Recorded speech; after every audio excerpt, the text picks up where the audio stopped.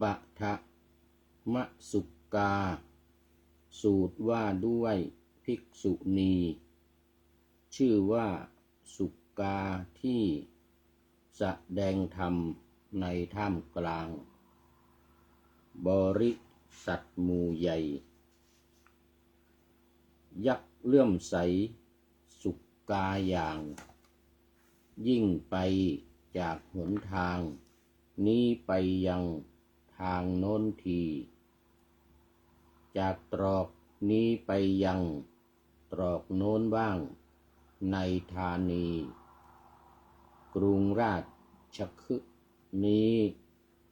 กล่าวคาถาในเวลานั้นว่ามนุษย์ในนครใหญ่พากันมาทำอะไรกันหนามัวดื่มน้ำพึ่งนั่งนอนทำไมไม่เข้าไปนั่งใกล้สุกาบังออนภิกษุณีผู้สอนอมตะบทอยู่แลส่วนพวกคนที่มีปัญญาดีเข้าใจแท้ดื่มอมตะบทแลซึ่งเป็นธรรมไม่กลับมาทำผู้ฟังให้ชื่นชุ่มระรื่นมีโอชาดุจคนเดินทางไกลมาดื่มน้ำฝนอันชุ่มเย็นขอถวายความนอบน้อมแด่พระรัตนตรัยมีพระพุทธเจ้าเป็นต้นขอถวายความเคารพพระมหาเถระพระเถรานุเถระเจ้าคณะพระสังฆาธิการทั่วโลกมีพระเดชพระคุณพระธรรมเสนาบดีรองเจ้าคณะภาค7วัดพระธาตุดอยสุเทพเป็นต้นและขออำนวยพรแด่ท่านผู้ฟังท่านผู้ชมสาธุชนพุทธบริษัททั้งหลายวันนี้รายการพระไตรปิฎกลอยฟ้าก็ลอยมาจากวัดพระธาตุดอยสุเทพเยอรมันเขตฮินชินบากเมืองซีเกนประเทศเยอรมนีเข้าสู่สถานีวิทยุ5 แห่งคือ 1. สถานีวิทยุพระพุทธศาสนาแห่งชาติและจริยธรรมวัดพระธาตุดอยสุเทพอันมีพ่อครูวรรณลบนามวงพรหมเป็นผู้อำนวยการอาจารย์พระมหาประสิทธิ์ประสาธิโกเป็นหัวหน้าสถานีและอาตมภาพพระครูปริยัติยานุศาสตร์เป็นผู้บรรยายเป็นประจำทุกวันเวลา 23 นาฬิกาถึง 24 นาฬิกา5 ทุ่มถึงเที่ยงคืนทุกวัน2. สถานีวิทยุเพื่อการศึกษาพระพุทธศาสนาและวัฒนธรรมวัดฝายหินตำบลสุเทพอำเภอเมืองจังหวัดเชียงใหม่ระบบ FM 104.50 เมกะเฮิรตซ์มีพระครูสมุวิสุวัฒน์วรกิจโจเป็นผู้อำนวยการนำออกอากาศเวลา 8-9 นาฬิกาวันจันทร์ถึงวันศุกร์ 3. สถานีวิทยุคลื่นสีขาวเพื่อชาวประชาวัดปากทางเจริญอำเภอดอยหล่อจังหวัดเชียงใหม่มีท่านพระครู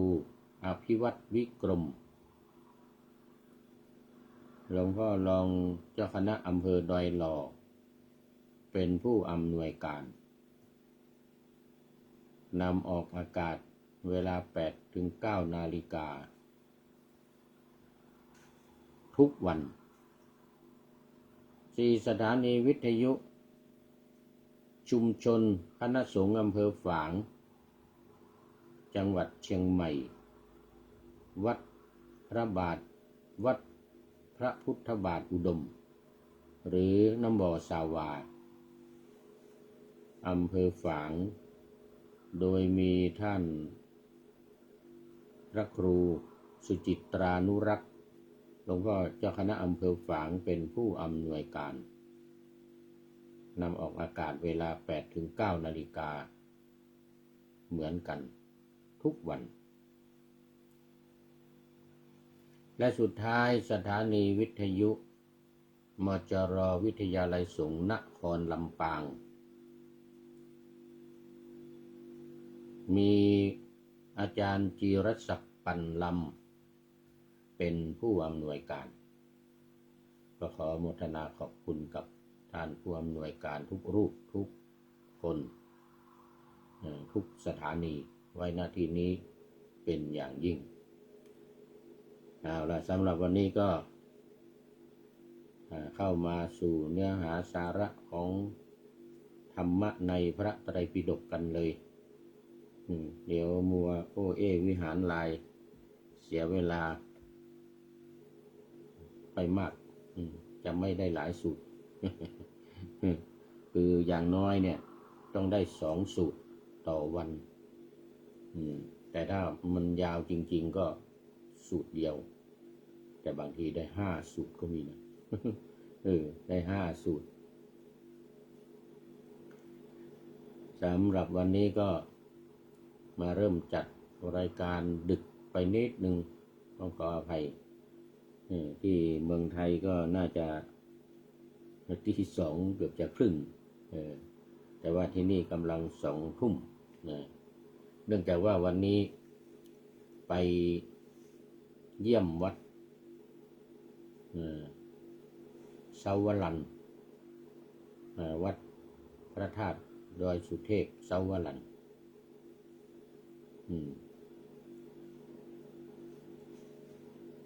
ดอยสุเทพเยอรมัน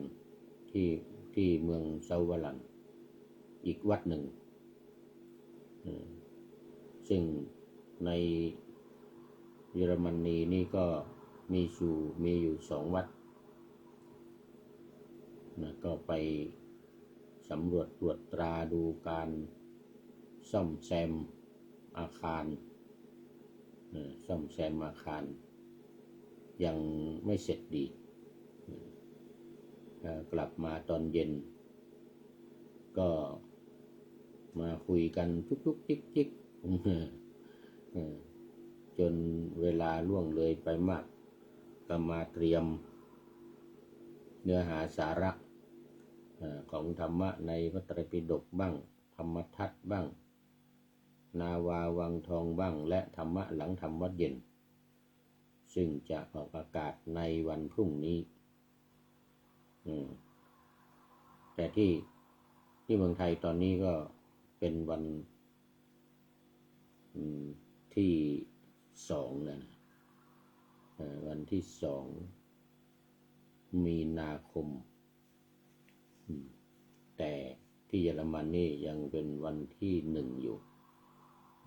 ก็กำลัง2 ทุ่มอันนั้นก็คงไม่มีFC ละตอนนี้เพราะว่ามันดึกแล้วเข้านอนกันหมดแล้วยกเว้นว่าจะตื่นขึ้นมาแม่เอ้ยสุติวงศ์จะตื่นหรือเปล่าเนาะเนี่ยคงยังแล้วนะวันนี้เป็นปฐมสุกาสูตรเป็นสูตรที่ว่าด้วยเรื่องของภิกษุณีชื่อว่าสุกาและพญายักษ์ตนหนึ่งในเมืองราชคฤห์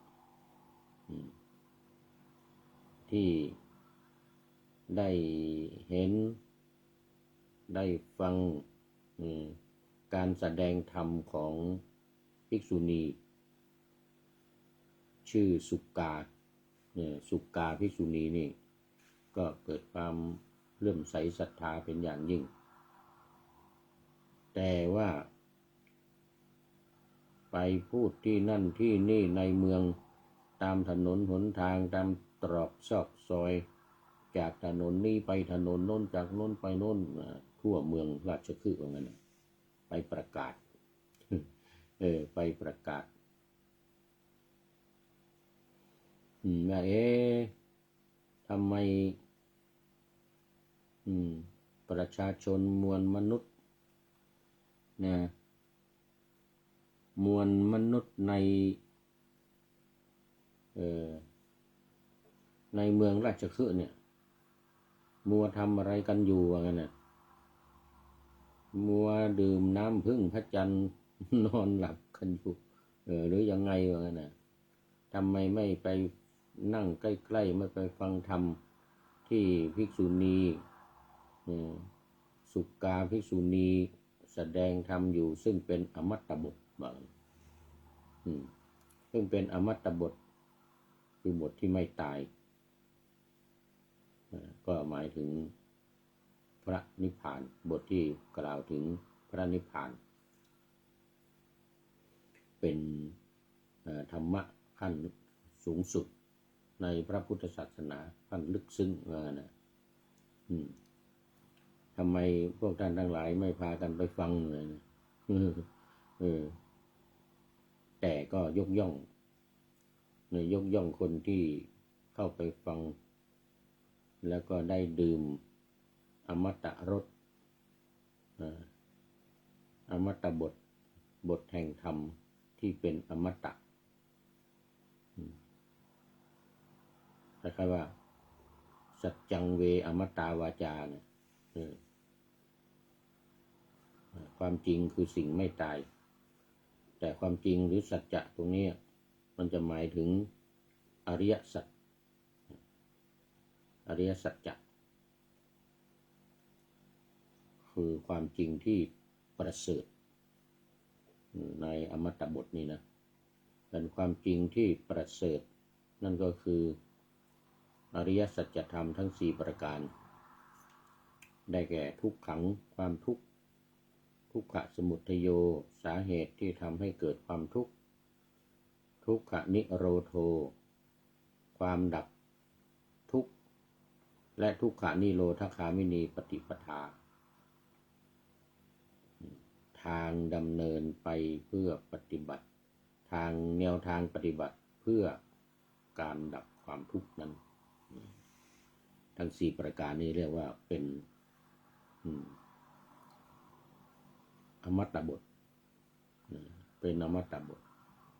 ทที่ไม่ตาย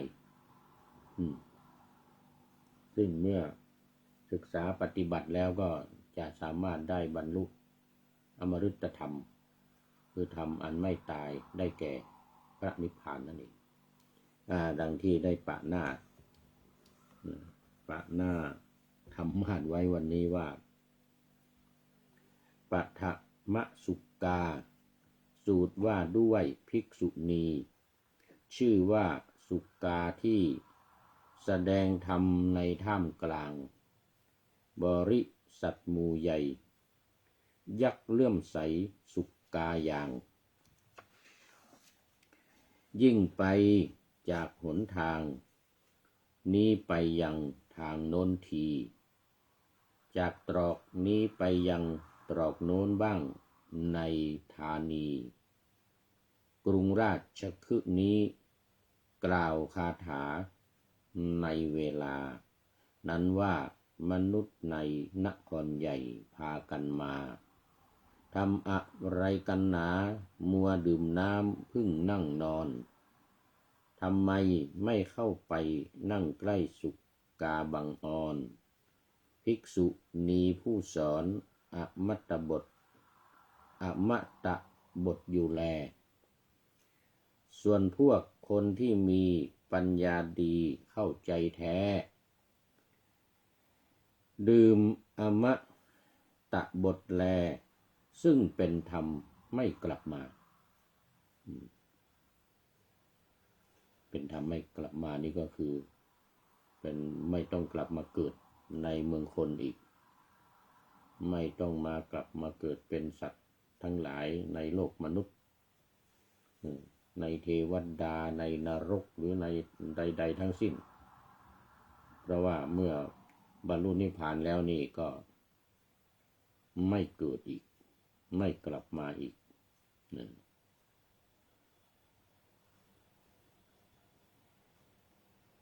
ทำผู้ฟังให้ชื่น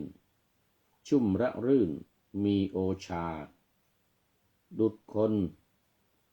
นเดินทางไกลมาดื่มน้ำฝนอันชุ่มเย็นเหมือนกันดื่มน้ำฝนอันชุ่มเย็นคือรสอันเป็นอมตะคือรสที่ไม่ตายก็คือเมื่อบรรลุแล้วก็ไม่มีการเกิดแก่เจ็บตายไม่หวนมาเกิดในเมืองคนอีกเมื่อไม่เกิดก็ไม่แก่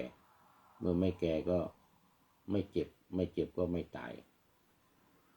ไม่มีการเกิดแก่เจ็บตายหรือเวียนว่ายอยู่ในวัฏฏะสงสารดังใจความที่มาในพระสูตรนี้ว่าปฐมสุการนี่ก็เป็นสูตรที่9แห่งยักขสังยุตสคาทวัคสังยุตตนิกายพระสุตตันตปิฎกเล่มที่15ข้อที่243หน้าที่349ใจความสั้นๆก็คือสมัยหนึ่งพระผู้มีพระภาคประทับอยู่ณพระเวลุวันสถานที่ให้เหยื่อกระแตเขตกรุงราชคฤห์สมัยนั้นภิกษุณีชื่อสุกามีบริษัทหมู่ใหญ่ห้อมล้อมแวดล้อมแสดงธรรมอยู่ครั้งนั้นยักษ์ผู้เลื่อมใสอย่างยิ่งในสุกาภิกษุณีออกจากถนนนี้ไปยังถนนโน้นจากตรอกนี้ไปยังตรอกโน้นในกรุงราชคฤห์ได้กล่าวคาถาเหล่านี้ในคาถาในเวลานั้นว่าพวกมนุษย์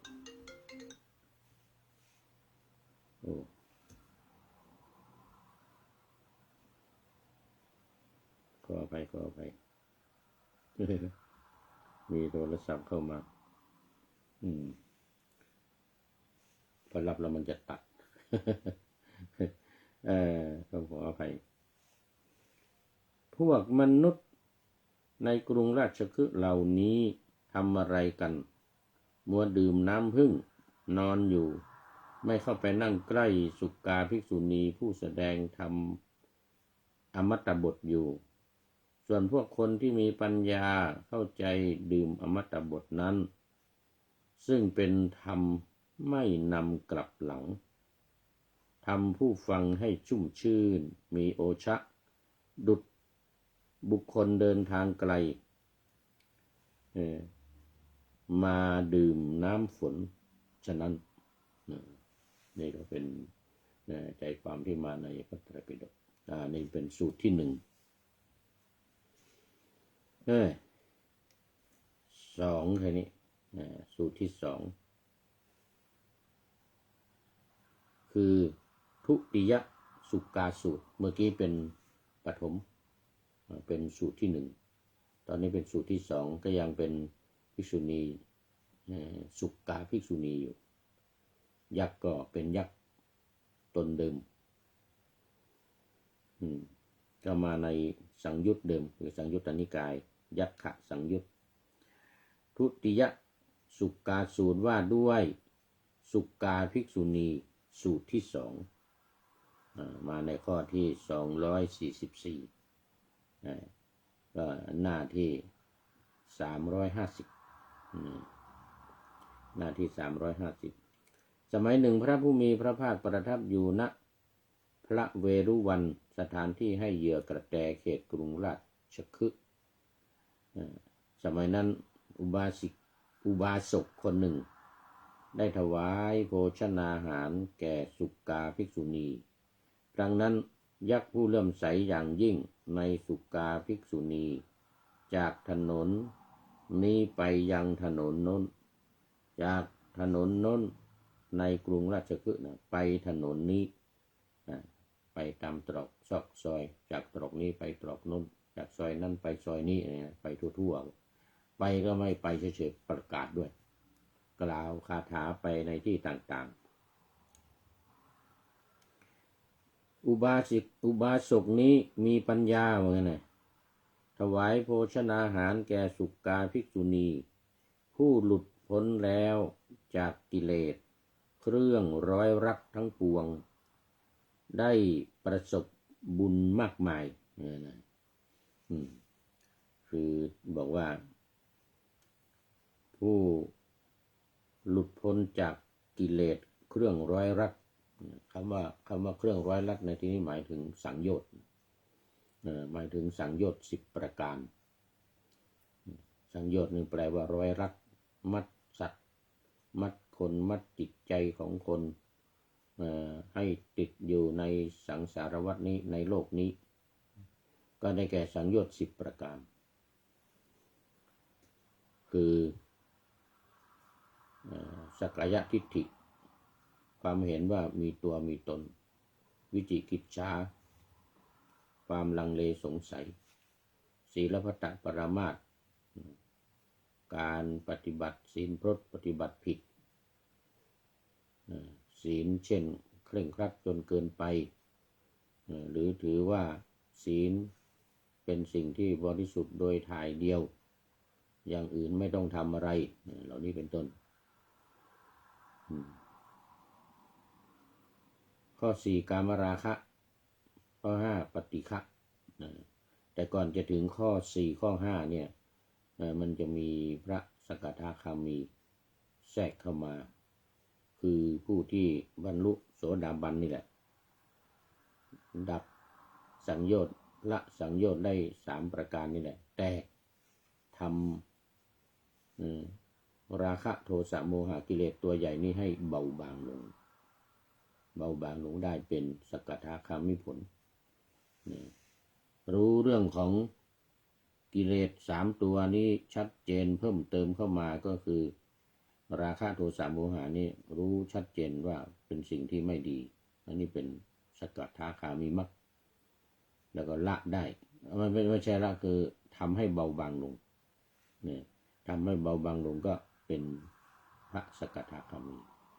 ส่วนข้อ4ข้อ5คือการมาราคะและปฏิฆะนั้นเป็นคุณสมบัติของพระอนาคามีที่สามารถละได้ทั้ง2 อย่างรวมทั้ง3 ข้อเบื้องต้นด้วยนะเนี่ยแล้วก็ราคะกับโทสะเนี่ยหมดไปเหลือแต่โมหะคือความหลงหรืออวิชชาอันนี้ต่อไปข้อ6 7 8 9 10รูปราคะอรูปราคะมานะอุทธัจจะและอวิชชา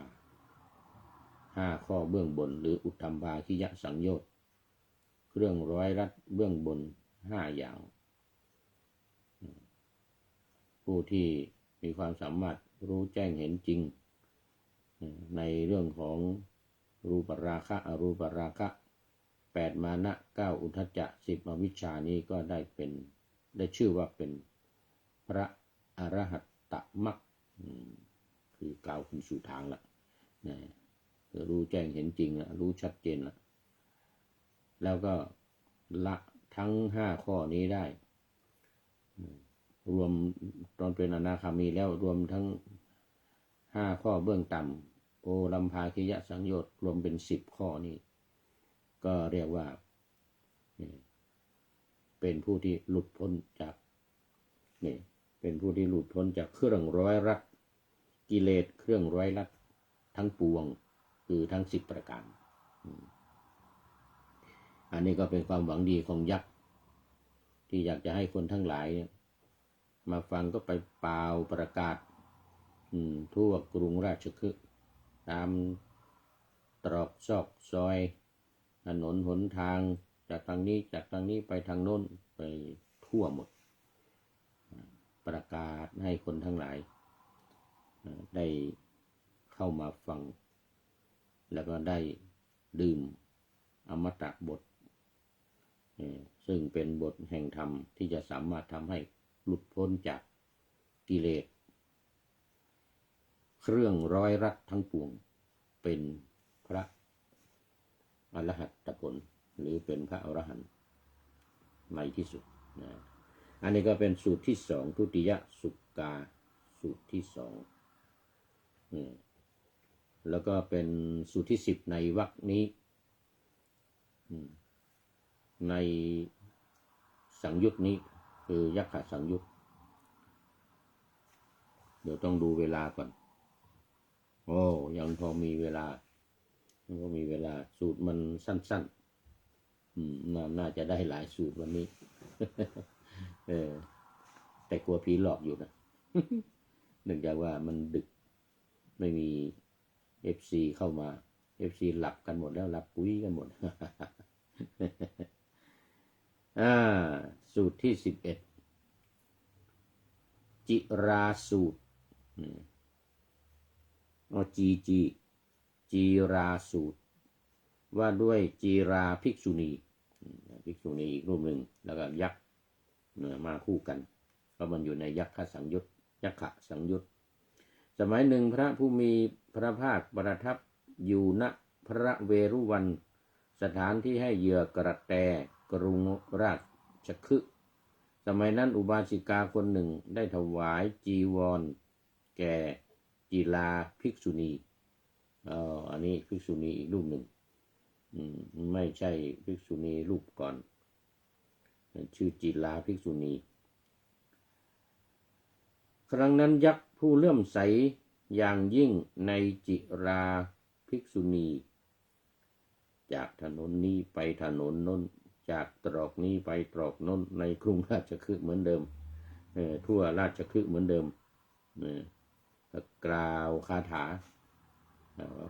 าสูตรนี้ก็จบ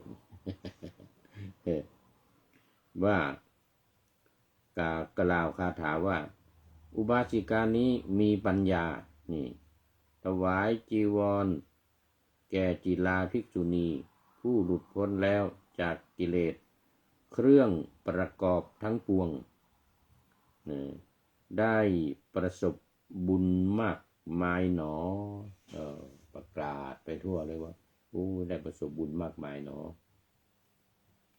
คือกิเลสเครื่องประกอบทั้งปวง ก็ตัวเดียวกัน คำว่าประกอบกับสังยุตอันเดียวกันประกอบด้วยหรือเกี่ยวข้องก็ได้ประกอบก็ได้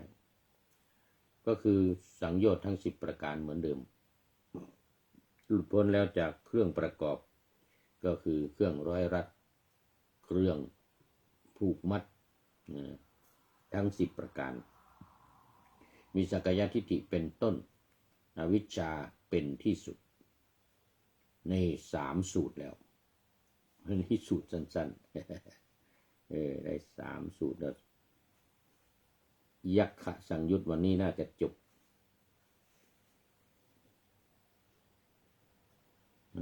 ยังพอมีเวลา สูตรที่12กันเลย9 10 11ผ่านไป3สูตรที่12น่าจะเป็นสูตรสุดท้ายอาละวกะสูตรเอาละคราวนี้อาละวกะยักษ์มาแล้วอาละวกะยักษ์ว่าด้วยอาละวกะยักษ์นี่ก็ลองนึกไปว่ามันคุ้นหูนะคุ้นหูอาละวกะเนี่ยอาละวกะยักษ์เนี่ยก็คือยักษ์ที่อยู่ในบทสวดพาหุงในบทสวดพาหุงจะมียักษ์นี้อยู่ด้วย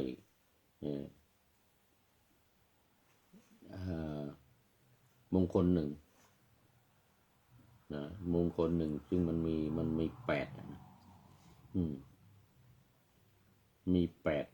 8บท8เรื่องเป็นเรื่องมงคลของพระพุทธเจ้าที่ชนะสิ่งต่าง ยักษ์ตัวนี้ก็ถูกพระพุทธเจ้าชนะ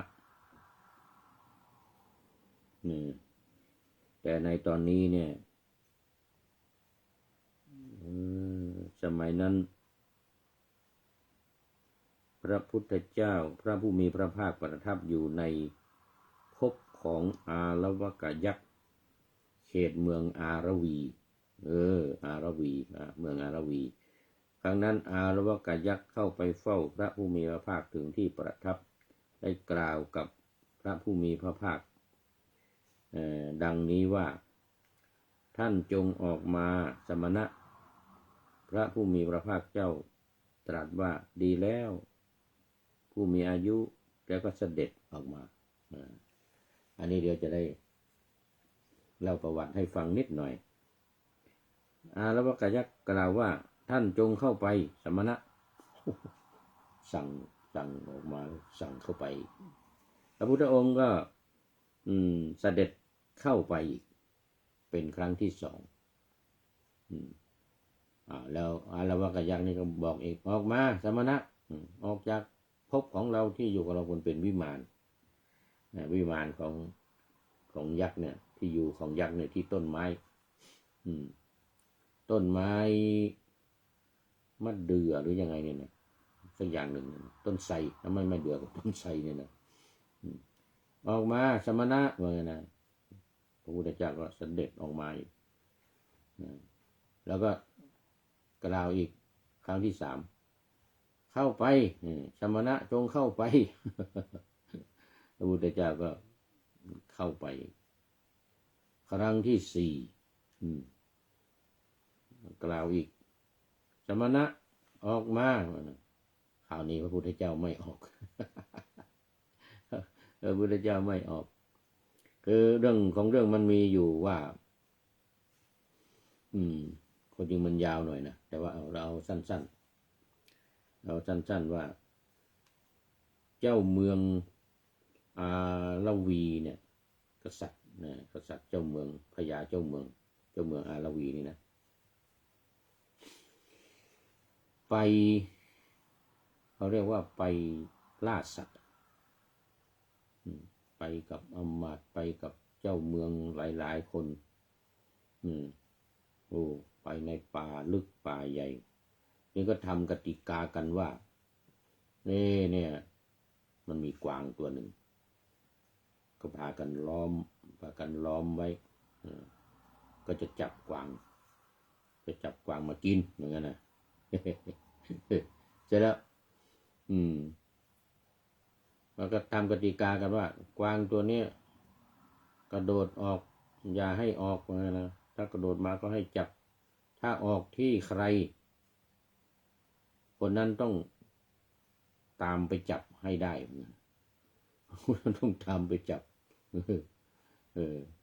อันนี้ก็มาออกที่กษัตริย์องค์นี้พอดีเลยพระเจ้าอาระวีเนี่ยนะเจ้าเมืองอาระวีเนี่ยก็ควบม้าตามนี่ควบม้าตามไล่กวางเนี่ยนะตามไป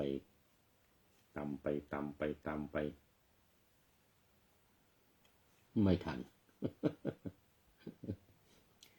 ขี่ม้าไม่ค่อยเก่งเลยขี่ม้าไม่ค่อยเก่งกวางหนีไปได้อันนี้ก็เข้าไปที่ต้นไทรนี่แหละนอนหลับในภพของยักษ์นี่นะยักษ์อาระวีนี่นะเข้าไปในต้นไทรภพของยักษ์อาระวีนี่นะกษัตริย์เมืองอาระวีนี่นะก็เข้าไปตอนนั้นยักษ์ไม่อยู่ยักษ์ออกไปข้างนอกไปหากินกลับมาใครมาหลับอยู่ในภพของเราที่อยู่ของเราเนี่ยในวิมานของเราเพราะว่ากษัตริย์อาระวีเหนื่อยอ่อนวิ่งขับควบม้าไล่ตามกวางเนี่ยไม่ทันก็เลยเหนื่อยอ่อนเลยพักนอนพอนอนแล้วก็หลับเลย มันเป็นต้นไม้นะเป็นต้นไทรใหญ่ ปรากฏว่ามันเป็นวิมานเป็นที่อยู่ของยักษ์มันก็ไปเคาะนี่ดึงขาดึงตื่นแล้วว่ากายักษ์เนี่ยนะโอ้กษัตริย์ตื่นขึ้นมาก็โอ้โหตกใจเลย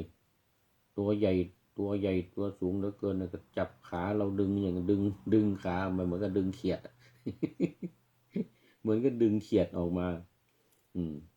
ดึงออกมาเอ้าลุกตื่นมานอนทำไมที่นี่วะนี่มันที่อยู่ของเราฮะที่อยู่ของเราเหรอเอาละเตรียมตัวตายได้ว่างั้นเราจะกินท่านแล้วว่างั้นตอนนี้ว่างั้นนะ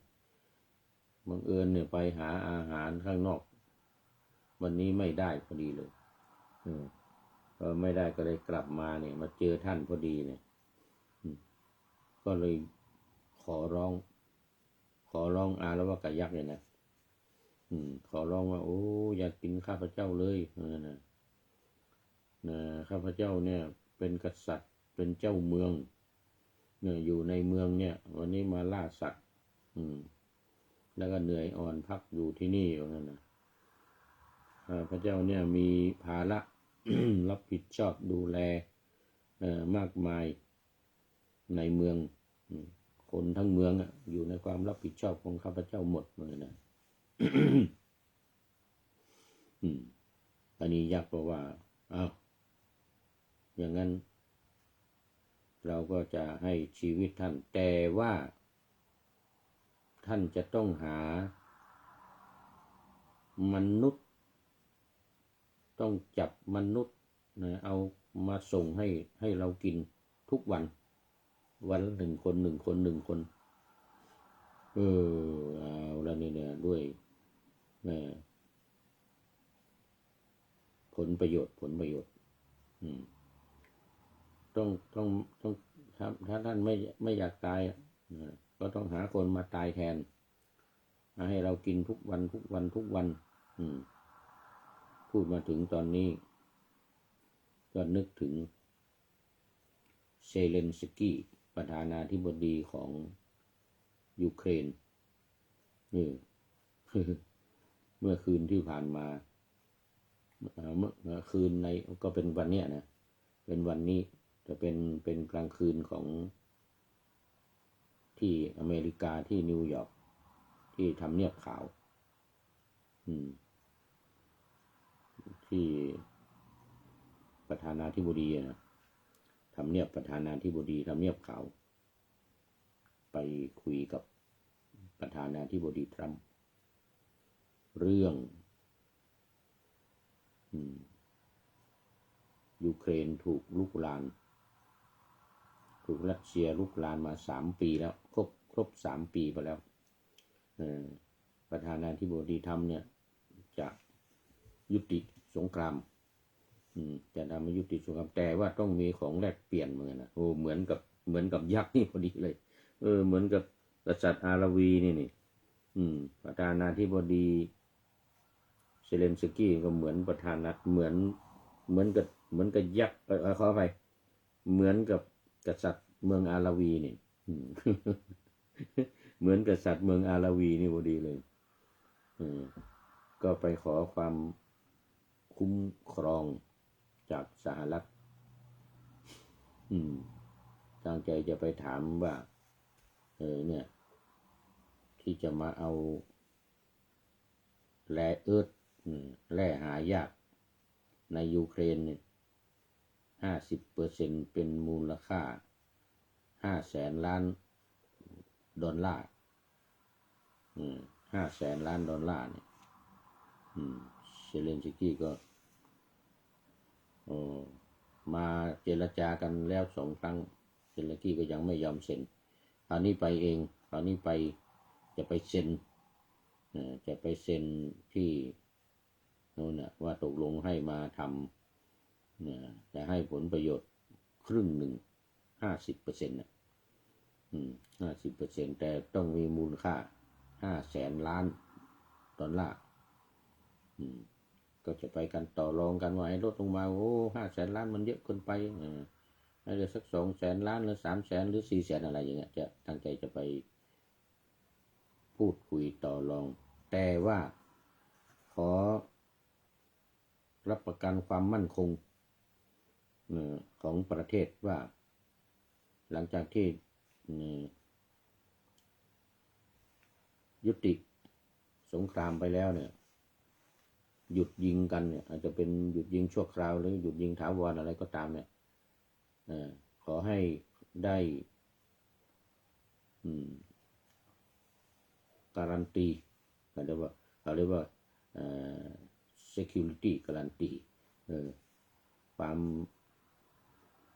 ปลอดภัยว่ารัสเซียจะไม่มาโจมตีอีกหรือไม่มาทำสงครามอีกไม่ส่งทหารเข้ามาอะไรปฏิบัติการทางทหารเหมือนคราวนี้อีกเนี่ยทำมา3 ปีแล้วเนี่ยครบไปเมื่อวันที่24ที่ผ่านมาเดือนที่แล้วเนี่ยเดือนกุมภาคราวนี้ก็ปรากฏว่าดราม่าใหญ่เลยทีนี้ไปถึงก็ทะเลาะกันใหญ่เลยประธานาธิบดีทรัมป์ก็ว่าโอ้คุณจะไปสนใจอะไรเรื่องsecurity การันตีนะเพราะว่าอย่าไปกลัวประธานาธิบดีปูตินของรัสเซียเขาไม่ทำแล้วไม่ทำหรอกฉันนี่ได้ยกหูโทรศัพท์คุยกับเขาแล้วไม่ต้องกลัวเหมือนกันนะเขาไม่ทำหรอกเหมือนกันนะแต่ประธานาธิบดีเซเลนสกี้ของยูเครนก็กล่าวขอว่าจะขอสหรัฐเนี่ยป้องกันหรือว่าช่วยเหลือหรือให้ความยืนยันการันตีว่ารัสเซียจะไม่มาบุกอีกไม่มารบอีกเนี่ยเมื่อยุติซีสไฟร์ไปแล้วเนี่ยว่างั้นนะก็เลยโมโหกันใหญ่เลยประธานาธิบดีทรัมป์ก็ไม่พอใจที่ประธานาธิบดีว่าถ้าไม่มีการันตี security การันตีเนี่ยก็ไม่เอาไม่เซ็นไม่ตกลงที่จะให้แร่เอิร์ธแร่ธาตุหายากในยูเครนเนี่ยตอนนี้ก็ไม่พอใจกันใหญ่รองประธานาธิบดีอยู่ด้วยรองประธานาธิบดีสหรัฐนะก็ต่อว่ากันใหญ่เลยตกลงกันไม่ได้ตกลงกันไม่ได้ก็ต้องกลับมามือเปล่าไม่ได้เซ็นไม่ได้ตกลงอะไรเมื่อแต่ไปเถียงกันเรื่องที่ว่าไม่มี security การันตีไม่มีการันตีให้คือตั้งใจจะไปขอให้สหรัฐเนี่ยคุ้มครองดูแลเพราะว่า2 วันก่อนประธานาธิบดีของอังกฤษกับฝรั่งเศสมาครงกับเนี่ยประธานาธิบดีอังกฤษเนี่ยไปมาแล้วทางสหรัฐเขาไม่ยอมไม่ให้ไปขอถ้าไม่ให้ทหารเข้ามาช่วยก็ขอแบ็กสต็อกขอสนับสนุนด้านหลังไม่ต้องมารบก็ได้นะขอสนับสนุนอยู่ด้านหลังประธานาธิบดีทรัมป์ก็ยังไม่ตกลงหมดเวลาแล้วก็ยังไม่ตกลงแต่ทหารนี่จะไม่ส่งเด็ดขาดไม่ส่งเข้ามาช่วยเด็ดขาด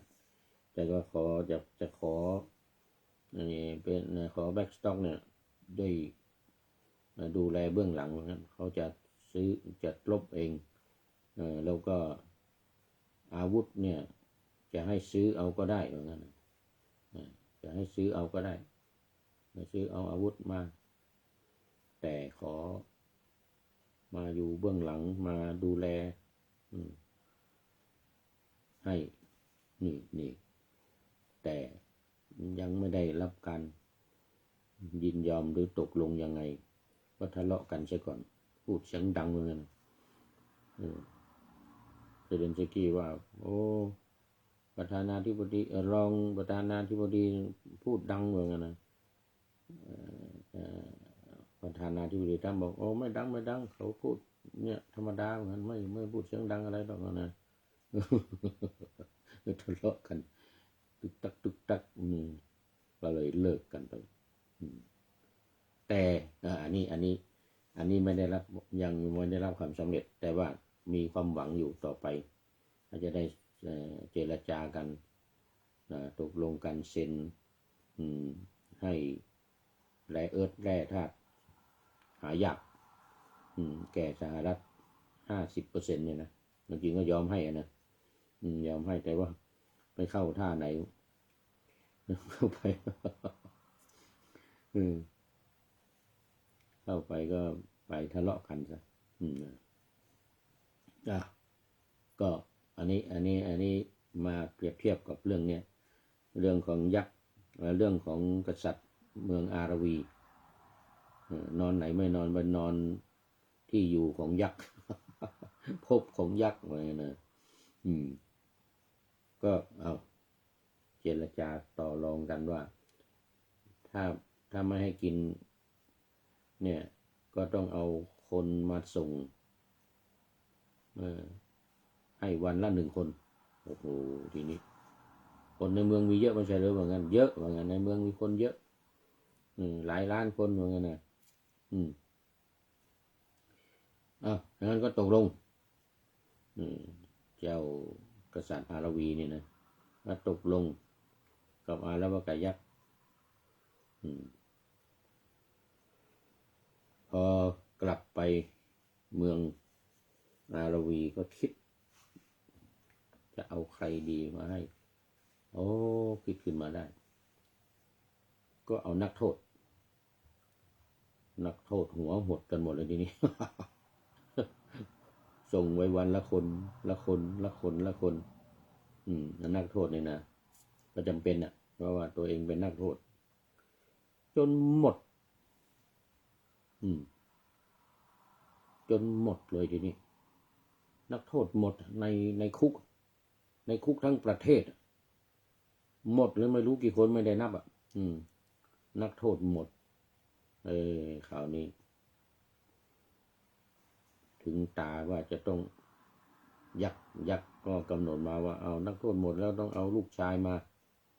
ลูกของท่านราชโอรสของเจ้าอาราวีเนี่ยนะของกษัตริย์อาราวีเนี่ยเป็นต้นว่างั้นนะ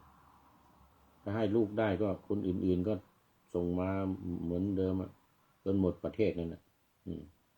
จนเรานี่ตายว่างั้นนะได้กินทุกวันเลยนะวันละคนทั้งเมืองเลยนะโอ้คนในเมืองก็หัวหดกันหมดเลยกลัวมากลูกเล็กเด็กแดงทั้งหลายเราจะต้องถูกจับส่งมีราชบุตรราชโอรสของกษัตริย์เป็นต้นเป็นต้น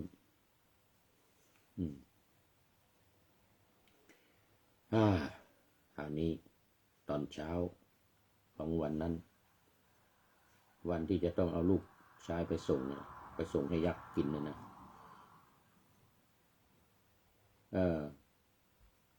พระพุทธเจ้าเสด็จจงกรมตอนตี 4นะตี 4ถึง 6 โมงเช้านะใครจะมาเข้าข่ายคือยานเราบ้างเลยนะปรากฏเห็นยักษ์สิแล้วว่าไก่ยักษ์สิเข้ามาในยานของพระพุทธเจ้าก็เลยตรวจดูว่ามันจะมีอะไรเกิดขึ้น ลูกชายราชโอรสของกษัตริย์วันนี้จะต้องไปส่งให้อารวกยักษ์ว่างั้นโอ้โหจะต้องไปโปรดสักหน่อยแล้วก็ตรวจดูว่าอารวกยักษ์เนี่ยมีบารมีไหมเนาะเนี่ยในการที่จะได้บรรลุธรรมนะตรวจไปตรวจมาได้เว้ยอารวกยักษ์นี่บารมีมาถึงละ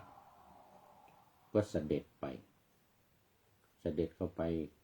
ก็ตอนนั้นอารวกยักษ์ไม่อยู่เหมือนกันออกไปข้างนอกพระพุทธเจ้าก็เสด็จเข้าไปในวิมานของใต้ต้นไทรนั่นแหละนั่นนะเป็นวิมานของเขาละเสด็จเข้าไปก็ประทับนั่งอยู่ข้างในอารวกยักษ์กลับมาก็ใครมาอยู่ที่นี่มองเข้าไปพระพุทธเจ้าออกมาอย่างที่ว่าเมื่อกี้นะครั้งที่3เข้าไปครั้งที่4พระพุทธเจ้าไม่ออกเข้าออก3 ครั้งแล้วครั้งที่4นี้ไม่ออกทำไมไม่ออกนะถามอะไรว่ากายักษ์นี่โมโหอะไรทีนี้ไม่ออกเหรอไม่ออกจะกินแล้วเหมือนกันน่ะไม่ออกจะกินอะไรนะเหตุผลทำไมไม่ออกก็เพราะว่าท่านเชิญเข้ามาเชิญเข้ามาตอนแรกนั้นเราเข้ามาเองที่ท่านเชิญเราออกไปนั่นก็เพราะต้องออกก็เราไม่ได้รับเชิญเป็นแขกไม่รับเชิญก็จำเป็นต้องออกไปพูดถึงตอนนี้ก็มานึกถึงนักข่าวของรัสเซียคนหนึ่งเมื่อคืนที่ผ่านมาเนี่ยที่ทำเนียบข่าวนักข่าวของรัสเซียคนหนึ่งไม่ได้รับเชิญเข้าไปทำข่าวไปถ่ายทำอะไรโอ้โหจนจะใกล้จะหมดเวลามึงก็มีเจ้าหน้าที่ของสหรัฐเนี่ยฝ่ายข่าวบอกว่าคนนี้ไม่ได้เชิญเข้ามาเนี่ยทำไมเข้ามาได้เหมือนกันนะก็เลย security ก็เลยต้องพาออกไปเหมือนพระพุทธเจ้านี่ครับเข้ามาโดยไม่ได้รับเชิญยักษ์สั่งให้ออกก็ต้องออกมายักษ์สั่งให้เข้าไปก็เข้าไปอีก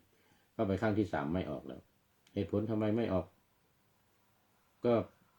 ครั้งแรกเราไม่ได้รับเชิญเราก็ออกแต่ครั้งนี้เรารับเชิญเข้ามาแล้วเราไม่ออกแล้วเราไม่ออกไม่ออกจะกินนะกินก็กินเหมือนกันนะกินก็กินยักษ์ไงนะยักษ์จะกินพระพุทธเจ้าคราวนี้ก็จะจับพระพุทธเจ้าเลยทีนี้พระพุทธเจ้าไม่ยอมออกอยู่ใต้ต้นไทรนั่นแหละอยู่ในวิมานของยักษ์ไม่ออกก็ทำยังไงหาวิธีจับอะไรต่างๆแผงลูกศรใส่พ่นควันพ่นไฟอะไรที่ยักษ์ทำเนี่ยนะพ่นใส่ก็ไม่ถูกกับพระพุทธเจ้าลูกศรไฟจำแรงลูกศรไฟใส่พระพุทธเจ้าพอเข้าไปถึงตัวด้วยความเมตตาพระพุทธเจ้าใช้เมตตาลูกศรก็ตกลงปั๊บน้ำอีกโอ้น้ำฝนน้ำเสกมายักษ์เลยเสกน้ำมาจะท่วมพระพุทธเจ้าให้กระอักน้ำตายแล้วก็จะกินปรากฏว่าน้ำเข้ามาไม่ถึงตัวพระพุทธเจ้ามาเต็มกันใหญ่เลยมาถึงพระพุทธเจ้าก็อยู่รอบๆอยู่รอบๆเอาอย่างนั้นไฟว่างั้นนะไฟเอามาหาฝนไฟเสกไฟใส่พระพุทธเจ้าไม่ถึงตัวเข้ามาไฟอยู่รอบๆไปอยู่รอบพระวรากายของพระพุทธเจ้าก็นั่งเฉยแผ่เมตตาแผ่เมตตาแล้วว่ากระยักษ์นี่ก็ยอมองค์นี้มีอะไรดีวะเนี่ยยอมเข้าไปกราบพระพุทธเจ้ามีอะไรดีว่างั้นขอหน่อยว่างั้นเนี่ยไฟก็ไม่เข้าน้ำก็ไม่เข้าลูกศรก็ไม่เข้าอะไรก็ทำอะไรที่ดีๆหลายอย่างก็ไม่เข้านะเข้าไม่ได้ว่างั้นมีอะไรดีว่างั้นมีว่างั้นพระพุทธเจ้าแหละว่ามีงั้นจงฟังเราจะแสดงคำให้ฟัง บรรลุเป็นโสดาบัน ยักษ์นี่นะพุทธเจ้าแสดงธรรมให้ฟังบรรลุเป็นโสดาบันเลยอย่างนั้นก็พุทธเจ้าก็เดี๋ยวเราจะเข้าไปในเมืองแล้วนะวันนี้ให้เขาเอาลูกชายของพระเจ้าแผ่นดินมาให้กินมาจากไม่เอาแล้วไม่เอาแล้วกันกราบทูลพระพุทธเจ้าไม่เอาแล้วไม่เอาแล้วนะเป็นโสดาบันแล้วเนี่ยเป็นโสดาบันแล้วไม่เอาแล้วไม่กินแล้วนะเอาอย่างนั้นไปบอกกษัตริย์ตามเรามาอุ้มบาตรให้ยักษ์ตัวใหญ่ๆเนี่ยนะอุ้มบาตรพระพุทธเจ้าเดินไปให้ยักษ์เดินตามหลังพุทธเจ้าเข้าไปในเมืองชาวเมืองดีใจกันใหญ่เลยพระมหากษัตริย์ด้วยดีใจกันใหญ่เลยโอ้ยักษ์เป็นลูกน้องของพระพุทธเจ้าใช่แล้วอุ้มบาตรให้พระพุทธเจ้าเข้ามาชัยชนะพระพุทธเจ้าชนะยักษ์แล้วนะพวกเราก็ปลอดภัยลูกของกษัตริย์ที่ว่าจะต้องส่งไปวันนี้ก็ไม่ต้องส่งแล้วนะโอ้กราบขอบพระคุณว่าเดชพระคุณพระพุทธเจ้าคนทั้งเมืองอกสั่นขวัญแขวนกันหมดหลังจากราชโอรสของกษัตริย์แล้วเนี่ยต่อไปก็เสนาอำมาตย์ทั้งหลายใครมีลูกมีหลานก็ไปนะชาวบ้านชาวช่องทั้งหลายเพราะว่าคนที่ติดคุกนักโทษหมดแล้วนี่นักโทษหมดแล้วก็จึงเป็นที่มาของบทสวดพาหุงบทสวดพาหุงแล้วว่ากยักษ์เนี่ยนะที่พุทธองค์ชนะแล้วว่ากยักษ์อยู่ใน1 ใน 8ไม่รู้อยู่ตรงไหนนะอุคิตะคัคคะอะไรสักอย่างหนึ่งเนี่ยนะจำบาลีไม่ได้ละแต่มีแล้วว่ากยักษ์นี่แน่นอนแล้วกยักษ์ตัวเนี้ยอยู่ที่เมืองอาราวีนี่แหละดูไปดูมาหมดเวลาเพราะว่าแล้วว่ากยักษ์นี่ก็เข้าไปออกมาไม่ออกสุดท้ายไม่ออกเนี่ยอย่างที่ว่านี่นะในครั้งที่3ก็ไม่ออกผู้มีพระภาคตรัสว่าดีแล้วผู้มีอายุว่างั้นนะแล้วก็เสด็จออกมาในครั้งที่3นี้ยักษ์ก็กล่าวกับพระผู้มีพระภาคว่าท่านจงออกมาสมณะพุทธเจ้าก็ดีละก็เสด็จออกมาแล้วพระยักษ์ก็ว่าท่านจงเข้าไป